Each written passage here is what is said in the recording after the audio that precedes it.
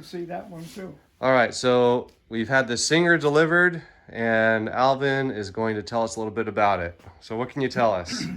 I believe it's the 1937. That's a Singer 9. Singer 9. And it's the Le Mans model. And it's a two-door coupe. Actually, it has a back seat. Some of the others didn't have a back seat. But this one has a little back seat, such as it is. And this has a ducktail on the back, which is very unusual. I've never seen another one like it. There may be another one or two, maybe over in England, South Africa, or wherever, but this is the only one I've ever seen. And it needs complete restoration, but I believe the engine will run. I put oil, automatic transmission oil, in the cylinders, and it's been soaking for a while. So what's unique about this engine? And it has dual carburetors, and it's a single overhead cam. Well, that wasn't very common. No, that wasn't common. Most of them were flatheads. Most of the other cars this size were flatheads or maybe overhead valves, but very few overhead cam. All right, here, let's open the side of the hood here just a second. So tell us about the body. The body is all aluminum, coach built, over a wooden frame. And of course, a lot of the wood in the body needs to be replaced. And needs metal work also. And then the engine here, we're gonna take a look at the engine here. You said these were... Yeah, this is 1 liter,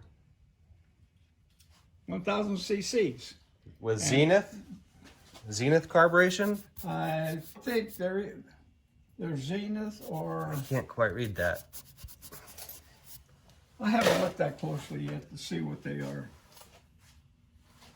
Solex. These are Solex. Okay, they're Solex. Solex. All right, Solex downdrafts. And it's an overhead cam engine.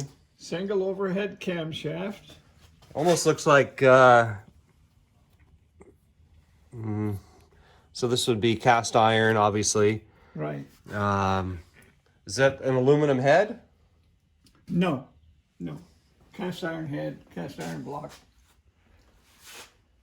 What else is unique? Singer 9 was one that they campaigned because it was 1 liter. So it was in the 1 liter class.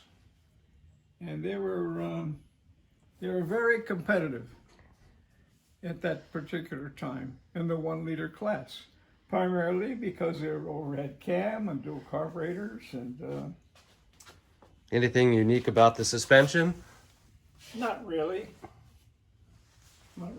So how many of these were made, do you know? I have no idea, but I know they didn't make many.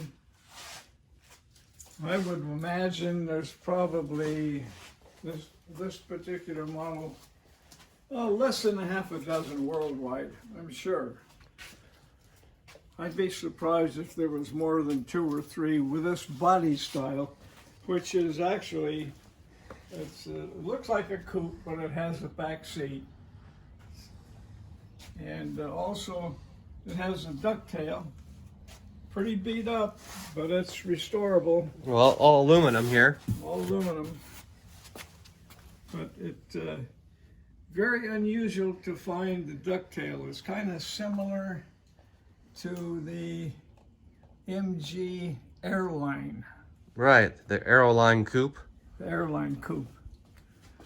But this is more rare. So it's worthwhile. And the transmission? That's a 4-speed. I believe it's a Moss gearbox. The transmissions usually work quite well. Yep, there it is down there. Some of the Singer 9s had a, I think it was,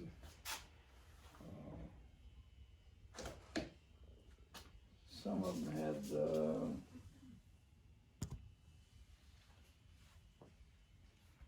ignition system. This has the point ignition system. And some of them were magnetos, but this is not one. And I prefer the point type because they're less troublesome. All right, so you'll have this restored in about a month, right? Oh yeah. Yeah. All right. Yeah, don't hold your breath. All right, well, that's it for now. All right. Check in later.